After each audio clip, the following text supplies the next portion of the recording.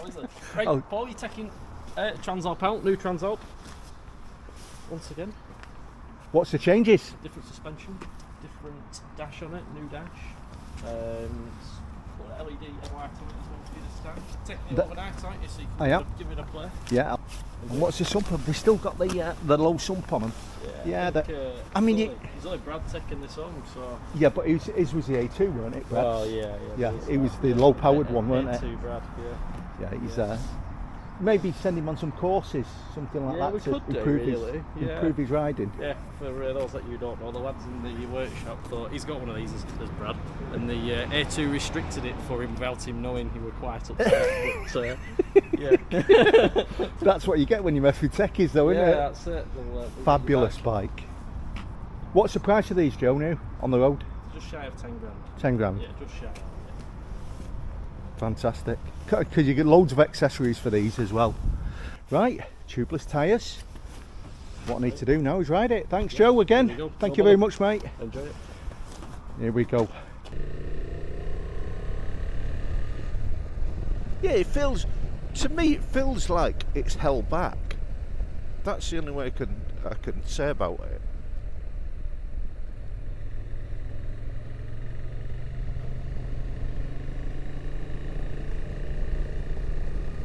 It handles corners and bends beautifully.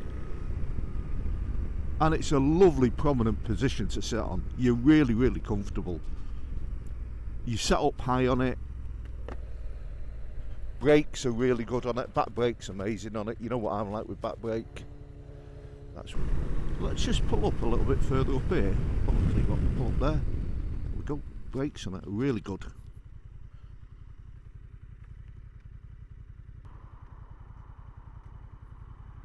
Just go to neutral. Let's just try something. So let's just take her go to the mode button here. You can see it on the dash, so we're in sports mode there now. Let's turn her off. Look at this sunshine. Give her a few seconds. Let's turn her back on. You don't need to pull the clutch in on this. Now, what mode is she in? Now, to me, it's in sports mode. If you look at the man on it, on the top there, rain mode, you can see how the man changes on it, people. Gravel mode, yeah, so it stays the same. User 1 defined, user 2 defined, standard mode, and there, head behind there. So, yeah, it stays there, it stays in whatever mode you stick it in. Maybe I touched it last night when I brought it in the garage. I meant to go out on it last night and ride on it at night, and I went out like a light, so I didn't even wake up. I'm gutted because I really want to start doing the night rides on it. Because the light, I turned the light on in the garage on this, and it is so much brighter. I mean, the new NC is the same. The new NC is absolutely. It is more bright than mine.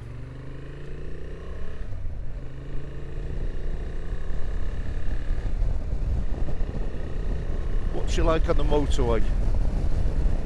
Going through the gears is simple. Quick shifter on it there. Goes up easily. Visibility on it is absolutely brilliant on it. On the motorway, I would, if I was to buy that, I would put cruise control on it.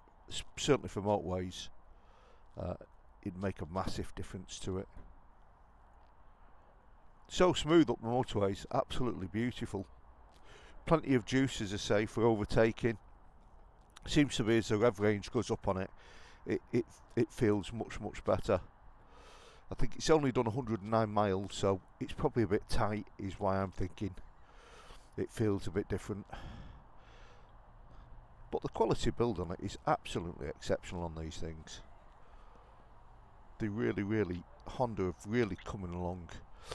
New decals, a new front end on it. Doesn't look much different than the old one. Slight difference when you look at them next to each other. Bring up a picture. as I say, I have noticed that they've got a full guard exhaust and sump guard that you can put on this, and I would spend the money and put that as the first thing I would put on it, to be honest. I'd put that in crash bars, because you would have lots of fun. This bike easily will do off-road. You know, it will easily tour.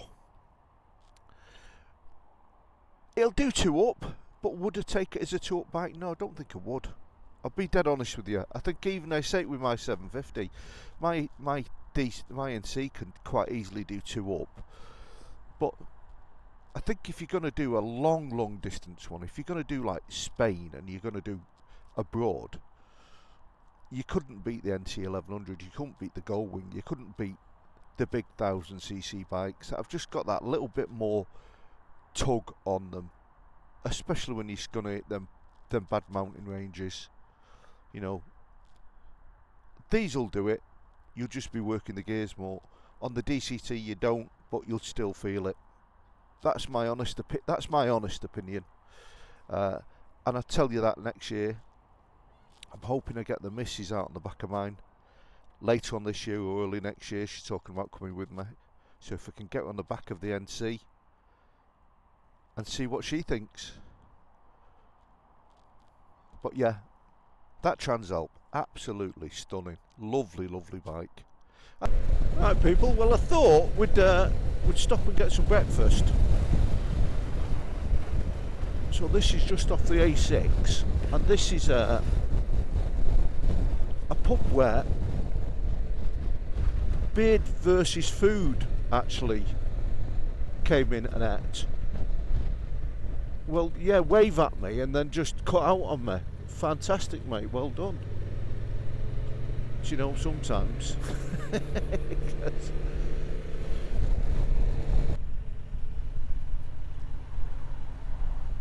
and it's a good while since I've been here. Here's the new inn. You can smell the food from here. The food is absolutely gorgeous in here, people, if you've never had it. It's under new management. Oh right, may have changed. Beautiful view.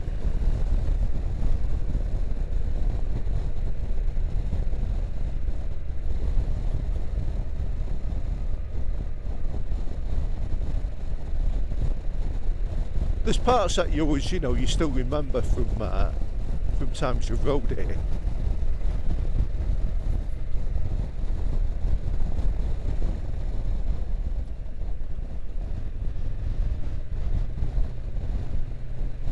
And you can see there's loads of bikers that have enjoyed that there.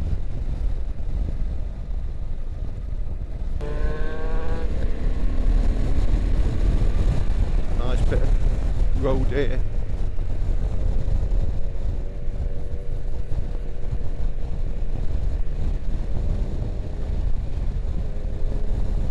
Say if you're doing any sort of speed, you're leaving the ground here, people, without any doubt whatsoever.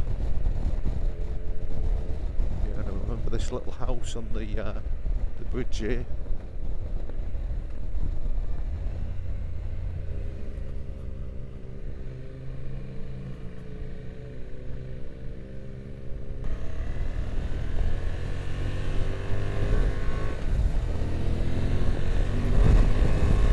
It's like a bloody motocross track.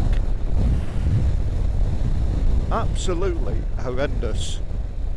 You put any sort of power on, you're off the floor. There we go. Wheel up in the air. It's pretty lethal, people, to say the least. And you know, if you're not confident on a bike, don't do it. People. Now, unfortunately, my audio died on part of my ride out to the Forest of Bowland on the mighty XL750 Transalp. Now, this is a 2025 model. What a lovely bike. Now, I've ridden the 23 model and this model. And to be honest, they're very close in comparison. They're very close. There is a few tweaks and upgrades that they've made to the 2025 model, Now let's just go over the first one before we go through all the specs. My first quick thoughts. The first thing for me, the suspension. Now, I weren't overly impressed with the suspension on the 2025 model, but off-road, untrue. On bouncy roads, untrue. They're fantastic. Trying to treat it like any sort of sports bike, it just weren't for me. That big 21-inch wheel at the front suspension was just too soft for me. Just for my type of riding, and undoubtedly you could play with that and you could tweak it. The second thing with it was they've adjusted the fueling on it, and they've adjusted the mapping on the actual throttle itself, so it's allegedly smoother and easier when you move away and when you change gear. I found it had lost a little bit of that. It felt like it lost a bit of that grunt, that it really, really did need on them parts. Now, maybe it's just, the way it is at that moment when you ride the bike. Because there's such a gap in between me riding the previous one and this one. And people who own them will know that better than anyone. And undoubtedly, these Transalps, you can tweak, you can adjust. So let's quickly move on anyway. Let's talk about the bike itself. It's the XL750 Transalp for 2025. A well-built bike. And anyone that buys it, anyone that rides it will absolutely love it. Loads of accessories that they can put on it now that they've done for it. But let's go into the basic information from the Honda site itself. So battery capacity volts is 12 volts, 12.9 volts, 1 amp. Caster angle, I haven't a clue what that is, 27. Dimensions, length, width and height is 2,325 millimeters times 838 times 1455. The frame is a diamond steel frame. The fuel tank capacity is 16.9 litres. Fuel consumption 4.3 litres per 100 kilometres, which equates to about 67 miles per gallon. I would say this bike is good on fuel. In the 160 miles I rode it, I used just under 10 litres of fuel in it, which is quite amazing. Ground clearance on it is 210 millimetres. The curb weight of the bike is 210 kilograms. The seat height is 850 millimetres. Now the seat, again, I spent all day in the seat, to be quite honest with you, and I did find after an hour and a half of sat on that standard seat, it become hard and painful. It really did.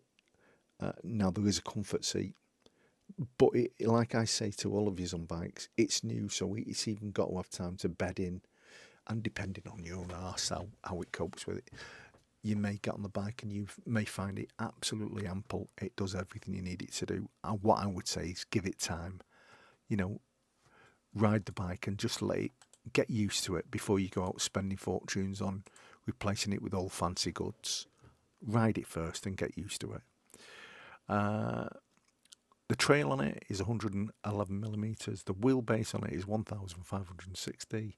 The turning radius, 2.6 metres. Now, I never give it a spin round, did I? No, that's a thing that I didn't do. Noise level, 79.4 decibels. That's all down to what tyres you've got on the bike with that and how much you rev it. Your bore and stroke is an 87mm times 63.5mm. The carburation on it, the fueling that it uses, a PGM FI fuel injection, which they've tweaked a bit. Compression ratio is 11. Engine displacement is a 7.5cc. The engine type is a liquid-cooled overhead cam, 4-stroke, 8 valves, parallel twin, with a 270 crank with a unicam in it. It does sound mighty nice when you ride this bike. It has got a lovely tone to it. Maximum power output is 65.5 kilowatts at 9,500 revs. Whatever that is in torque. Maximum torque is 75 newton meters. That's 7,250 millimeters. RPM, sorry. Starter, electric start. CO emissions 102. Oil capacity in litres is 3.9 litres. The clutch is a wet multiple assisted slipper clutch. The clutch is fantastic on it. It's light, easy to use. The bike I had a quick shifter on it, which was amazing, made a massive difference on it. Your final drive is a chain. Its transmission is a 6-speed manual transmission. Goes up and down the gears really, really well. No issues at all. No missing gears in between. No jumping. Getting neutral was very easy. Jumping onto the wheels and the brakes. Right, so the brakes front are axiom-mounted 2-piston brake calipers, 310mm floating double discs. The brakes on the rear are a single piston caliper with a 256mm single disc.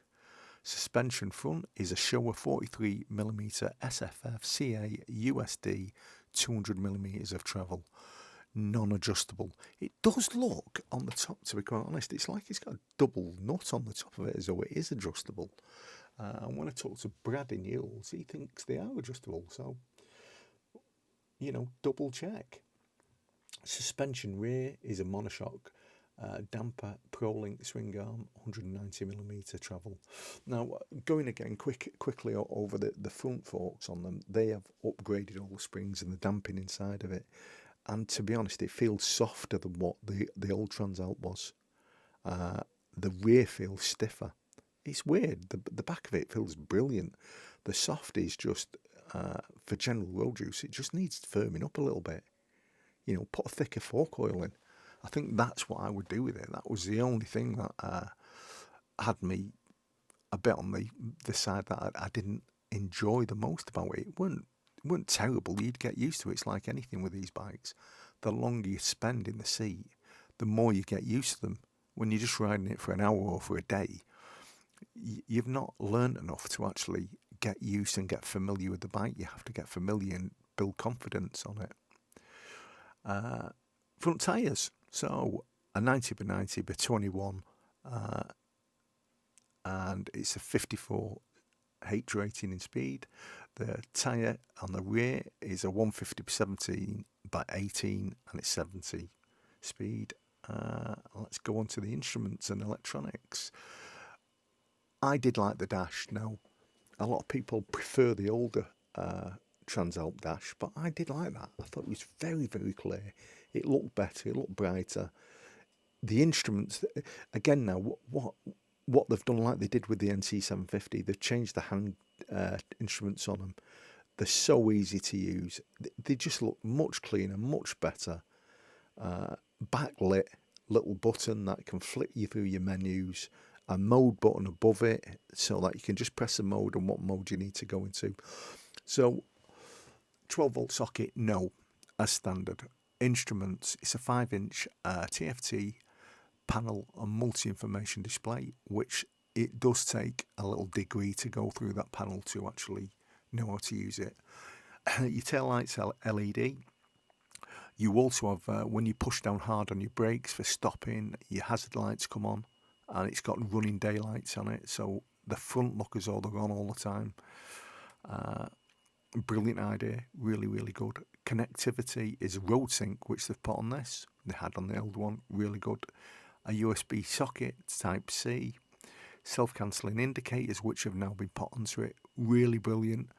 A second or so when you turn around a corner and you go off, they then go off. It's not instantaneous. Some bikes are really quick when you go around. They just turn off straight away. These don't. They take about a second. They'll blink about another 3 or 4 times.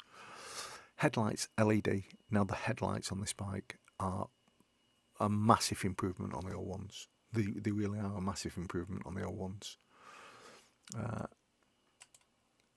Additional features to the bike. Your riding modes. So you've got your sport, your standard, your rain, your gravel, and your user modes, user 1 and 2. Really easy to use, to be quite honest with you. I mean, I had a couple of places where I was riding the bike through the Forest of Bowland and I was going up some really, really uneven roads. and renowned roads for it. You know, if you build up any speed there, your bike's off, whatever bike you're on, you're going to be leaving the floor. 30, 40 miles an hour, your bike's leaving the floor.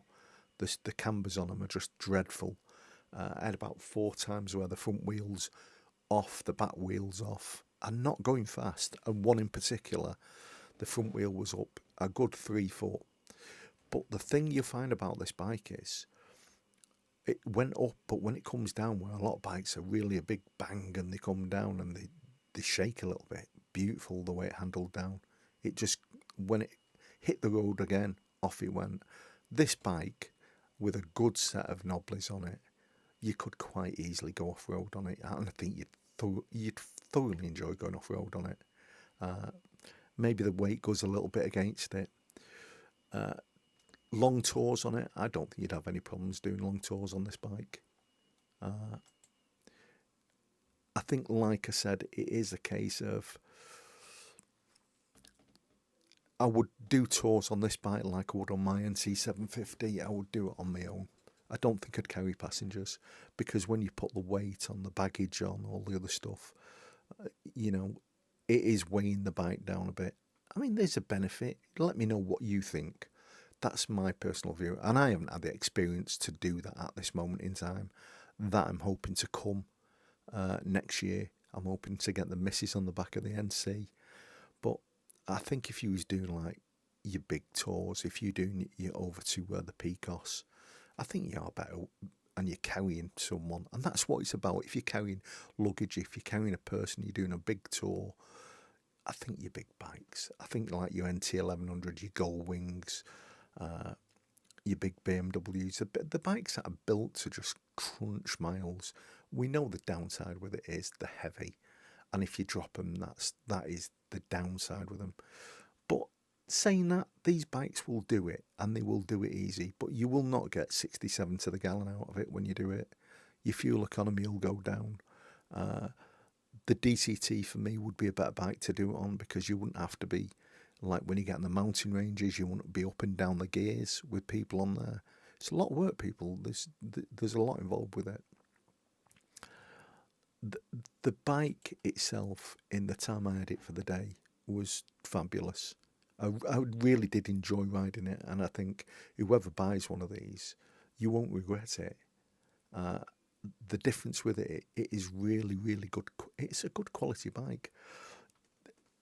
One of the downsides now to me, which Honda, a couple of things. One, cruise control is standard. 2, I think the sump guard, because of the way that bike is and the way that sump is so low on it, if you hit a rock or even a curb, you're going to smash that sump. If you get high curb and you hit it, it's going to break it. You need to have a sump guard, and I think Honda should fit that as standard. No centre stand on the bike. You can fit one. I would put a centre stand on it if you're going to do touring, but you're not going to go off-road. If you're going to go off-road, I wouldn't bother putting one on. It'll just take that space from underneath that you need to go over them gravelly roads. Tube tyres. Honestly, Honda, you know, it's time you put tubeless tyres in it. You know, most people that ride this bike are going to ride this bike on the road. 95% of the time, probably 99% of the time, people will be riding this bike on the road. And if they do a gravel road, it will be like my Holly Bush Lane. It will be nothing exceptional. It will only be the extreme people that really, really do want to go off-road. And will they buy the Transalp for that? I don't think they will. I think they'll buy like the Yamaha Tenere, them sort of bikes. They'll buy the GS's. And really, if you're going off-road, you're as light as you can get, sub 200 kilograms, to be quite honest with you. But my ride on it, fabulous bike. Right, so I'll leave you watch the rest of it. There's still some more footage where I'm walking around and talking. Just my audio went, so I'm sorry over that. And I was, to be quite honest with you, quite under the weather. I've still got cold now. I still feel under the weather, so not one of my best ones. But I hope you can see the bike in action. You can see it down the roads. You can see how lovely that bike is to ride. And you can see you have fun on it. And the one thing about it, it's quiet. It's got a lovely throaty sound when you actually when you get next to it and rev it, but when you ride it, it's lovely.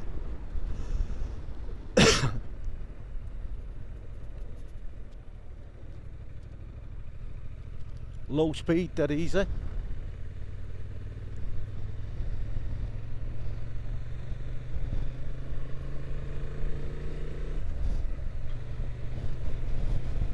And we'll have a couple of minute walk around on it and see what we think. It's nice to see it out in the wild rather than just inside the shop, so you can see what they're like.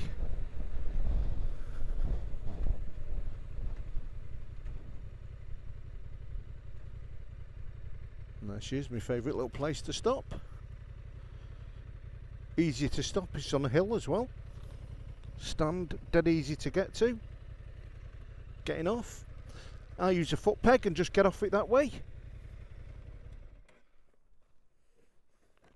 Absolutely beautiful, and the white is gorgeous. It is really, really a nice looking white on it. What a fabulous bike. Do you know, it's like I say all the time, all bikes generally now are getting that good. It's very, very hard to actually say that's bad or that's good, or because they're good. You know, the brakes on them, the engines on them, the fuel economy on them, the build quality on them, all of them are getting so much better, and they're so much more enjoyable to ride. Now, I did always say on the first one, which was the only comment I didn't like, and it's still the same. I do not like that sump. You can see the sump here. I would definitely, if I own one of these, that would have a really decent sump guard plate on it, especially if you've got any ideas of going off-road with it. If you've got, and this bike will go off-road, the suspension, look at the travel on it. Brakes are brilliant on it, twin pots on the front, singles on the back. But look at a gap, you know, and that's where it is there. Got loads of travel on it, adjustable shocker, preload. I love the anodised wheels, tubeless tyres. Absolutely beautiful. And we've got to always, we'll get one of these. What?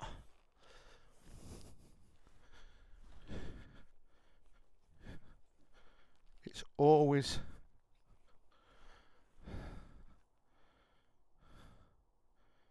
an opportunity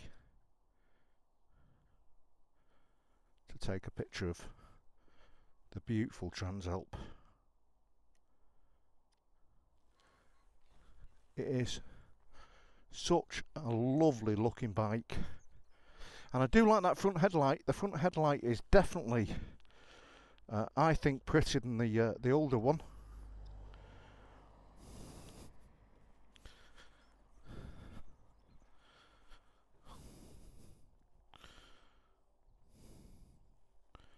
The only thing left to do now is what we like doing all the time. Carry on. We've had a day and a half on it. What's it going to cost us for the mighty Transalp? So 160 miles roughly I've done in it. Let's fill her up. How many smiled miles? How much is it going to cost? But I'll tell you what a beautiful bike to ride.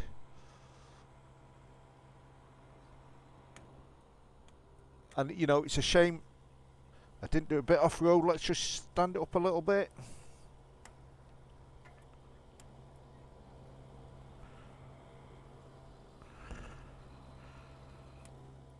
And that's her filled right to the brim.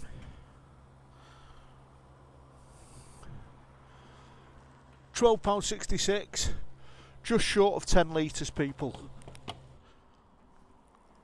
I think that's a bargain. I think that is an absolute bargain for the riding that I've just done on that bike. Right, see you shortly. We'll just start up. I love the little Transalp when it starts up. So we'll just ride her back into Yules now. What a shame we have to give them back, eh? As I say, it is a bike. I think the more you ride, the more you just fall in love with. It's, even though it's a tall bike, it's I say it all the time. There we go. That dip on the front of it. That's the only side probably is a negative for me. And I think you'd improve that just by putting a thicker fork oil in there. Don't know why you haven't done it. I know there's a lot gone into the forks. We've changed a lot of them. So again, thanks for watching. Come to Yules of Manchester or Blackburn. The Honda branch here. You want to ride any Hondas? Blackburn have got Suzuki in there.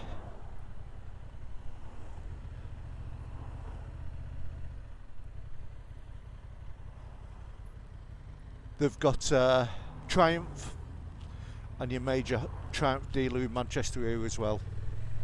Always put the hand of friendship out towards you.